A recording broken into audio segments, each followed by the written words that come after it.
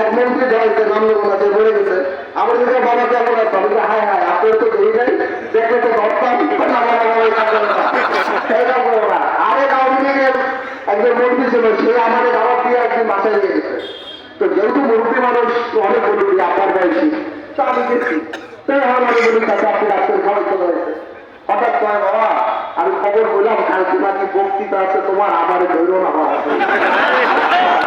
আমি তাই বললাম আলহামদুলিল্লাহ আমার চেয়ে অনেক ভালো বক্তৃতা অনেক ভালো কথা বলার অনেক মানুষ আছে কিন্তু কারো বক্তৃতা কারো কথা মানুষের পৌঁছায় দেওয়া হৃদয় পৌঁছে দেয় আল্লাহ তাআলা না অদৃশ্য সবকিছুর মালিক আল্লাহ তাআলা।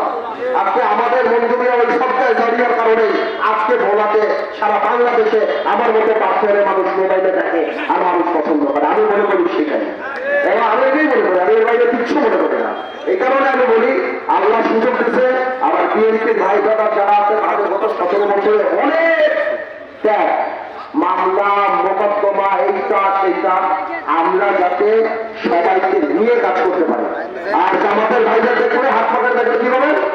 এবার সবাই মিলা বন্ধুদের পুত্রে দিয়ে কামড়বো পরে তো আমার